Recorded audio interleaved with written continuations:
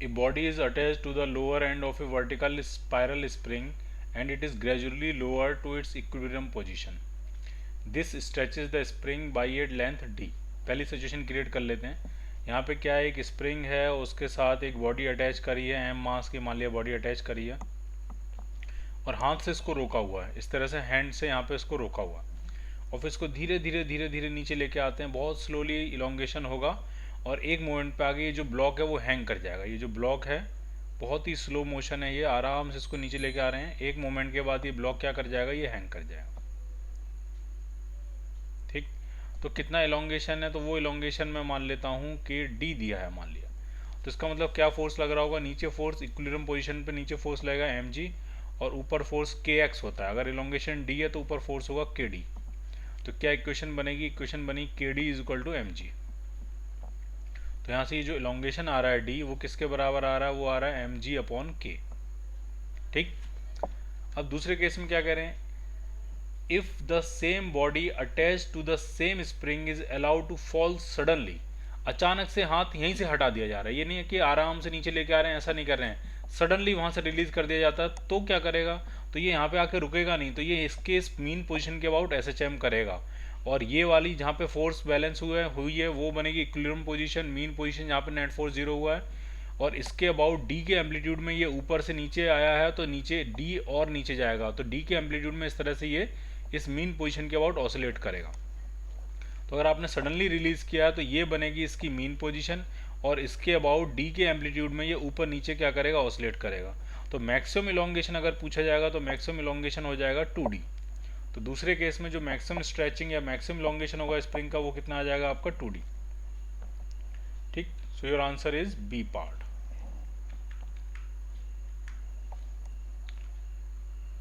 A uniform chain of length L and mass M is lying on a smooth table and 1/3 of its chain is hanging vertically down over the edge of the table. ठीक है, situation draw कर लेते हैं किस तरह का diagram है. तो ये कुछ इस तरह से है. यहाँ पे एक टेबल होगी,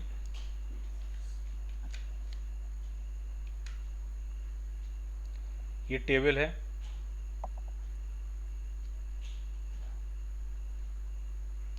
और टेबल पे एक यूनिफॉर्म चेन है वो लाई कर रही है और 1/3 जो है is hanging over the edge of the table. ठीक है, तो डायग्राम बना लेते हैं. तो ये कुछ इस तरह की सिचुएशन है, 2/3 हिस्सा टेबल पे लाई कर रहा है चेन का और 1/3 हिस्सा इस तरह से हैंग कर रहा है. ये है सिचुएशन. टोटल मास m है, टोटल लेंथ l है. ठीक, if g is the acceleration due to gravity then the work is required to pull the hanging part on the table.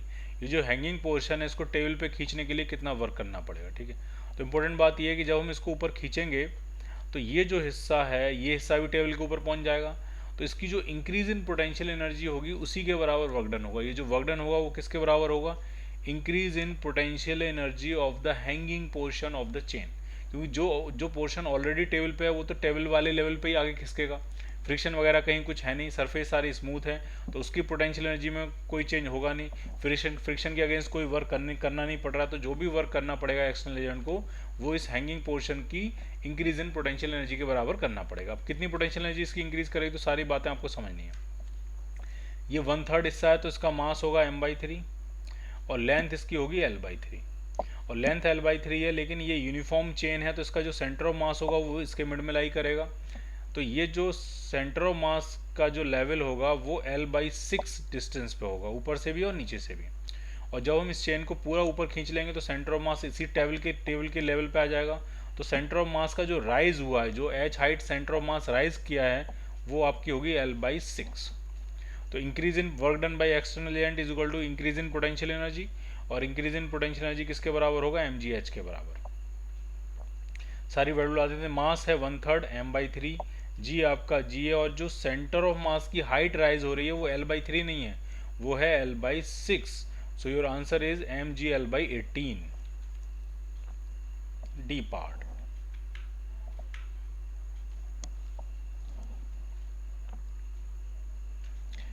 An object of mass m is tied to a string of length l and a variable horizontal force is applied on it which starts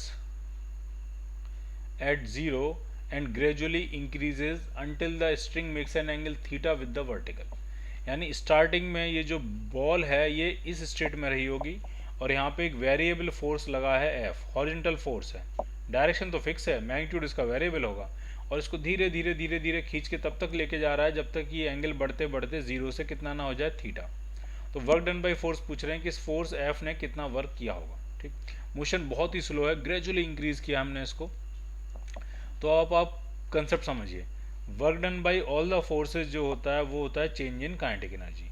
अब ये motion बहुत ही slow है तो final kinetic energy भी zero होगी, initial kinetic energy भी almost zero होगी, तो चेंज इन काइनेटिक एनर्जी भी क्या होगा, zero.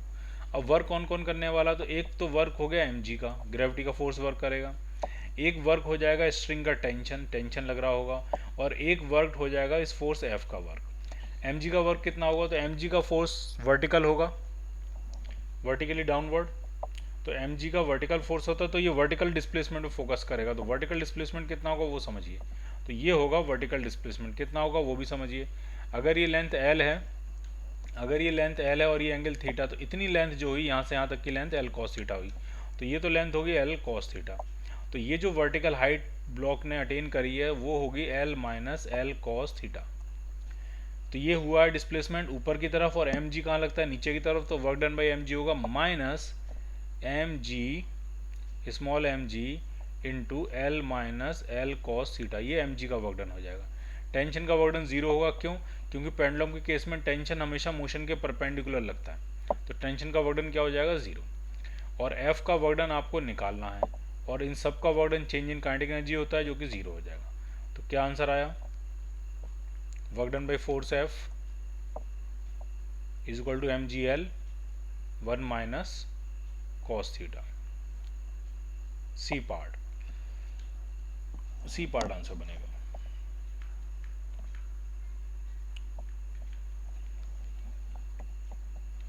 A particle is moving in a conservative force field from point A to point B। मान लीजिए पॉइंट A है, ये पॉइंट कहीं B है, और कंजर्वेटिव फोर्स का फील्ड है, पोटेंशियल एनर्जी डिफाइंड होगी। A से पार्टिकल कहाँ जा रहा है, B में। UA and UB are the potential energies of the particle at point A and B। ठीक है, A पे जो पोटेंशियल एनर्जी है वो UA है, और B पे जो पोटेंशियल एनर्जी है वो UB है। ठीक, and WC is the work done by conservative force in the process. यहाँ से यहाँ तक जो work done by conservative force है, कंजर्वेटिव फोर्स का जो वर्क डन है वो WC है। तो उसमें कुछ स्टेटमेंट कुछ पूछ रहे हैं कि which of the following statement is true. तो पोटेंशियल एनर्जी थ्योरम जो होती है वो होती है work done by conservative force, internal conservative force is equal to minus of change in potential energy. तो work done by conservative force जो हो जाएगा वो हो जाएगा minus of change in potential energy, मतलब final potential energy minus initial potential energy. Minus अगर हम कंज्यूम कर लेंगे तो work done by conservative force आपका आ जाएगा UA minus UB। So your answer is B part.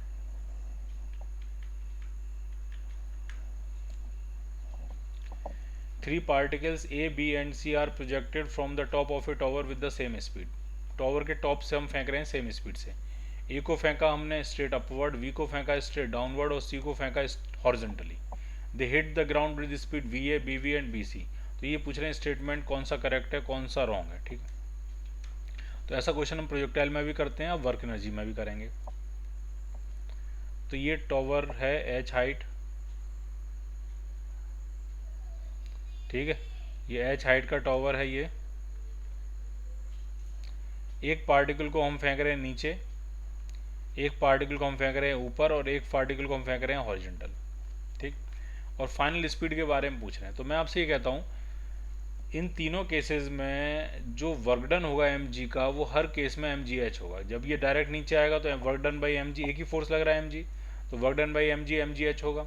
अब ये ऊपर जाके फिर नीचे ही आएगा तो इसका भी work done by mg mgh होगा, और ये इस तरह से गिरेगा तब भी कोई दिक्कत नहीं है, क्योंकि mg वर्टिकल फोर्स है तो हमें वर्टिकल डिस्प्लेसमेंट से लेने देना है, तो इसका वर्टिकल डिस्प्लेसमेंट भी उसी के बराबर होगा। तो तीनों केसेस में जो वर्क डन आ रहा है वो mgh के बराबर होगा, और ये जो वर्क डन होगा यही होगा चेंज इन काइनेटिक एनर्जी, मतलब final kinetic energy minus initial kinetic energy. अब अगर इनिशियल काइनेटिक एनर्जी सेम है, तीनों केसेस में वर्क डन बाई mg भी सेम है, तो फाइनल काइनेटिक एनर्जी भी सेम होगी, तो फाइनल स्पीड भी सेम हो जाएगी। ठीक है, क्योंकि वो आइडेंटिकल पार्टिकल्स थे, सबकी इनिशियल स्पीड सेम थी, इनिशियल काइनेटिक एनर्जी सेम है, तो फाइनल काइनेटिक एनर्जी भी सेम हो जाएगी, तो फाइनल स्पीड भी क्या हो जाएगी, उनकी सेम हो जाएगी। ठीक, या आप ये समझो कि मास m और m ये इसमें कैंसिल आउट हो जाएगा, तो मास पे डिपेंड करेगा ही नहीं, यानी अगर एक पार्टिकल हल्का है एक पार्टिकल भारी है तब भी उन सबकी फाइनल स्पीड सेम होगी।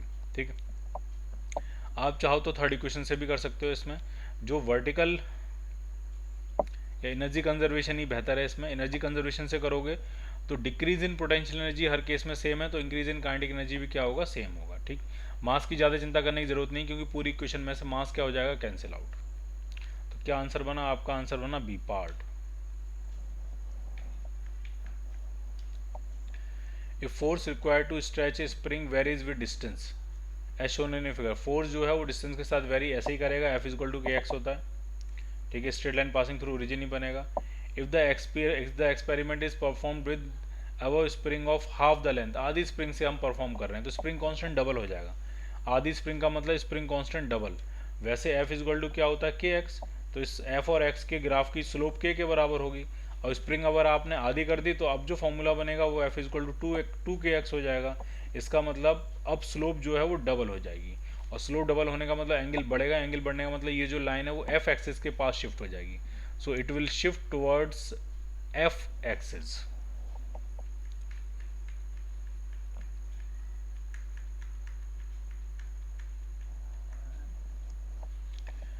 Kinetic energy of a particle moving in straight line varies with time t as k is equal to 4t square. Kinetic energy कुछ इस तरह से वेरी कर रही है, k is equal to 4t square.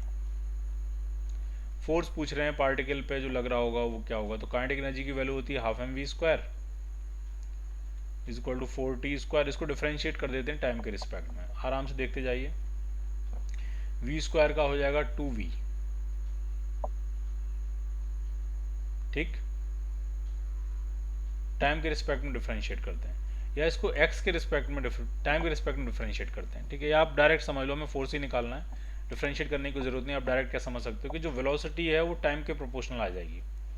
Velocity अगर time के proportional आ जाएगी तो इसका मतलब एक्सेलरेशन आपका कांस्टेंट हो जाएगा, एक्सेलरेशन अगर कांस्टेंट हो गया तो फोर्स भी कांस्टेंट हो जाएगा। सो your answer is a part. Clear?